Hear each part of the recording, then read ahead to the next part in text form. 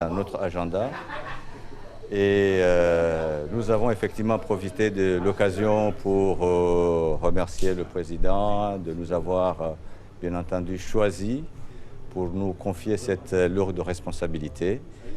Donc nous lui avons également précisé que nous sommes entrés dans le vif du sujet.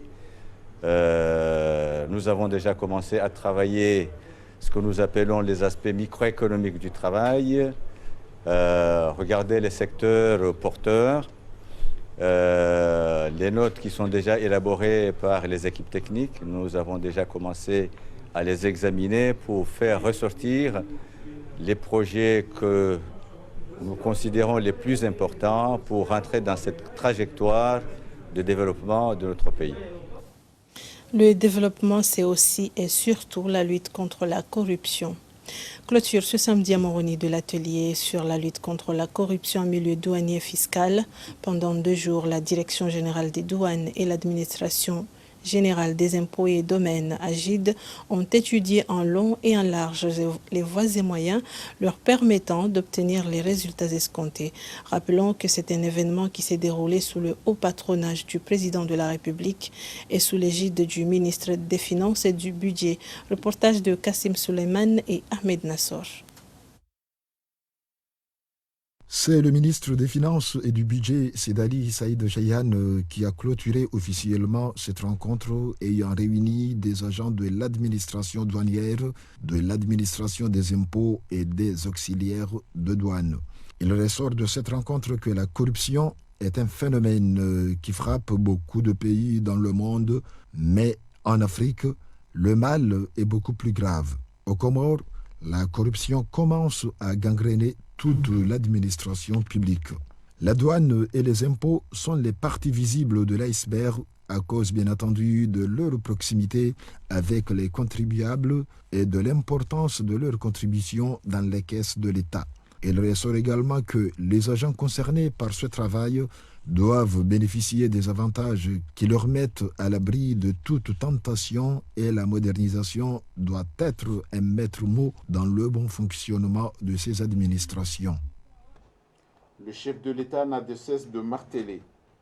Elle a même rappelé dans son allocution d'ouverture de cet atelier que la corruption est une gangrène, un frein au développement, c'est-à-dire une entrave au bonheur auquel nous aspirons tous. Notre pays ne peut pas se fixer un destin d'émergence et rester indifférent à cette problématique d'actualité. C'est un devoir pour nous, comme pour chaque pays africain, de souscrire à la mise en œuvre des recommandations de cet atelier. J'appelle donc solennellement mes homologues africains à s'engager résolument dans cette voie pour accompagner les réflexions pertinentes qui en sont issues, afin d'adopter une législation commune africaine de dénonciation et de répression de la corruption. En tout état de cause, les Comores doivent juguler ce mal avant que les choses ne se dégradent jusqu'au point de non-retour. La solution pour le milieu fiscal, c'est les agents des impôts doivent être dans de bonnes conditions. Les avantages doivent avoir des avantages, soit au niveau du salaire, soit des avantages en nature. Donc ça peut aussi lutter contre la corruption. Il faut des mesures d'accompagnement. Ça ne suffit pas de dire qu'il faut aller supprimer ou mettre à terme la corruption sans des mesures d'accompagnement. S'agissant des agents de l'État, ces agents de l'État, ils ne sont pas intéressés comme il fallait. Il fallait les intéresser d'une manière où ils allaient oublier à tenter envers les patients. Voilà, moi, ce que je pense par rapport à cela.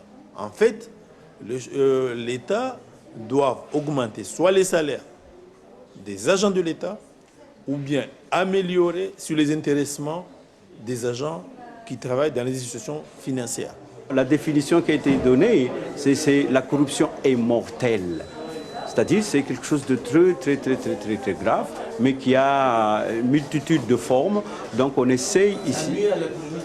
Oui, ça nuit énormément, pas seulement l'économie, même l'existence de l'État. Vous savez que des investisseurs ne peuvent pas venir dans un pays où la corruption se manifeste. Pour lutter contre ces fléaux, il y a deux aspects. Le premier aspect au sein de l'administration générale des impôts du domaine, c'est de pouvoir donner une considération aux agents. Que chaque agent de l'administration soit stable de ce qu'il fait, qu'il soit satisfait exactement de rémunération qu'il gagne. À ce point-là, je crois bien qu'au niveau du corrompu, que nous tenons compte, disant le corrompu, c'est l'agent directement de l'administration, il est tranquille parce qu'il sait qu'à la fin du mois, déjà ça c'est rétabli. À la fin du mois, chacun est payé de ce qu'il met en réalité par rapport au train de vie du pays. Chacun se sent vraiment comme quoi ce que je gagne ne suffit pas exactement à répondre à mes exigences. Cela a entraîné exactement cette notion de corruption. Donc j'ai demandé à l'assistance qu'il faut tenir compte de cela, de la considération de l'employeur. Comme ça pourra peut-être diminuer un tout petit peu les difficultés au sein exactement de corrompus. Cette rencontre a servi de cadre de réflexion et d'échange sur la problématique de l'entrepreneuriat en territoire comorien. La finalité est d'asseoir un comité ad hoc qui sera chargé de coordonner et mieux orienter l'action gouvernementale pour un écosystème entrepreneurial encourageant l'investissement.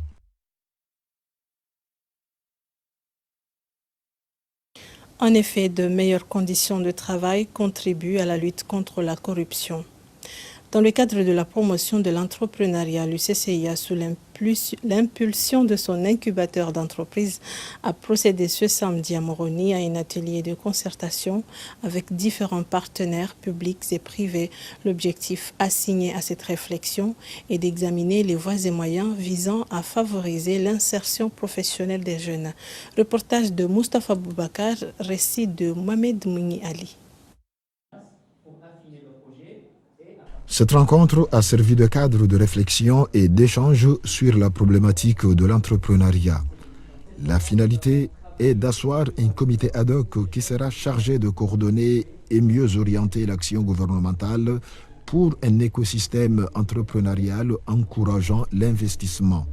Au terme de nos discussions, nous puissions mettre en place un comité ad hoc qui aura pour mission de mener des réflexions par rapport à la promotion de l'entrepreneuriat, de coordonner les actions des différentes structures et de converger les actions vers un but commun de promouvoir le secteur privé, de promouvoir l'entrepreneuriat et surtout d'éviter le doublon, de promouvoir la complémentarité et d'éviter le doublon au sein des différents programmes initiés par les structures et souvent appuyés par les partenaires.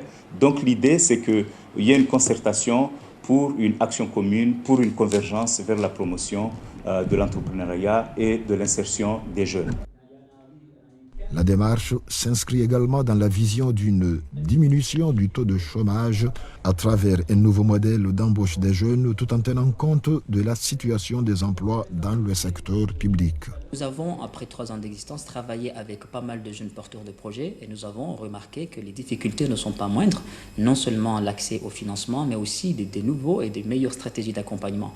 Nous avons compris également que l'entrepreneuriat comme écosystème ne dépend pas que des incubateurs ou des structures d'accompagnement, mais l'État aussi a un rôle important à jouer pour promouvoir et accompagner les jeunes avec des initiatives entrepreneuriales. Donc en organisant cette rencontre, l'objectif c'est d'asseoir un comité ad hoc autour de l'entrepreneuriat pour voir toutes les parties prenantes, surtout en particulier les structures publiques, quelle serait donc la valeur ajoutée de ce comité ad hoc une fois constitué, parce que chacun a un rôle important à jouer. Je voudrais aussi évoquer le fait que l'amélioration de l'écosystème environnemental dépend aussi de la volonté de l'État et nous souhaitons que l'État réaffirme effectivement son engagement à soutenir les jeunes. Donc les difficultés que les jeunes rencontrent à l'accès au financement, nous n'avons pas vocation à financer les porteurs de projets au niveau de l'incubateur de l'UCCIA, mais nous avons cette vocation de les aider à délimiter leurs idées, à concevoir et monter des business plans réussis et aussi faciliter l'accès au financement.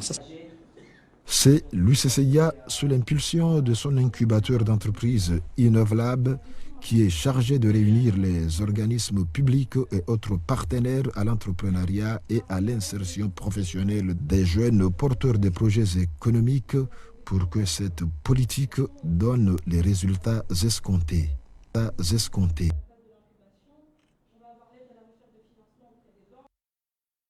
Depuis quelques jours, le climat est caractérisé par de fortes pluies torrentielles, notamment dans la région de Bambao. Dans la localité de Nyumadza, les cours d'eau ont débordé, rendant ainsi difficile la circulation. Sachez que ces régions de Bambao et Hambou dans l'île de Ngazidja sont les plus touchées en cas d'intempéries.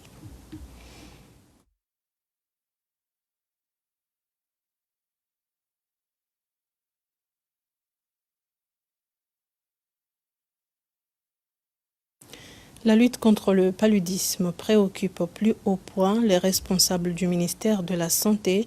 Si le taux de prévalence est en baisse en Nzouani et Mwali, cela n'est pas le cas au niveau de l'île de Ngazidja, où il a été constaté que la population est réticente dans le cadre du traitement de masse. Ce samedi à Moroni, une rencontre a eu lieu pour une énième séance de sensibilisation. Reportage d'Azhar Mbaye et Ibrahim Mkababo. Cette rencontre informative a vu la participation d'une brochette d'artistes venus de différents horizons. Des journalistes comme des sportifs, notamment les footballeurs, ont été également de la partie. L'objectif assigné à cette séance informative est d'éradiquer le paludisme une bonne fois pour toutes en Ngazidja. On a bien compris, on nous a donné toutes les garanties nécessaires parce qu'on avait des questions compliquées. Comment ce médicament est certifié, comment on doit s'impliquer dans les villages et les villes pour sensibiliser les gens. Donc quand même on a eu des réponses et des garanties des médicaments préventifs, mais aussi une prise en charge gratuite en cas d'effet secondaire des médicaments. Les intervenants, notamment les médecins présents à cette formation, ont insisté sur le rôle que jouent les célébrités en matière de sensibilisation. Le programme national de lutte contre le paludisme a mis en place un pôle particulier et qui est celui de la pharmacovigilance. Dorénavant, en cas d'éventuel effet secondaire, je dis bien, puisqu'il s'agit d'un traitement préventif, ce n'est plus un traitement curatif. Les effets secondaires, on les ressent souvent dans le traitement curatif. Quand on fait un traitement préventif, on a une posologie très faible. Donc, il ne s'agit pas d'un traitement au long cours. Il s'agit d'un traitement qui ne sera pas long, avec une faible posologie. Il est à rappeler que l'échec du traitement de masse de l'année 2013 dans le domaine de la lutte contre le paludisme a réveillé la conscience des autorités, d'où les nouvelles mesures prises cette fois-ci pour que les traitements initiés cette année soient effectifs.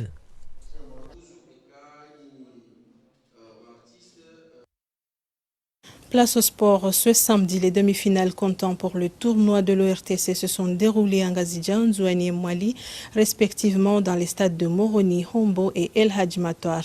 Les scores sont de 1 but partout entre Tomaya Club de Mvouni et Union Sportive de Zilimadjou.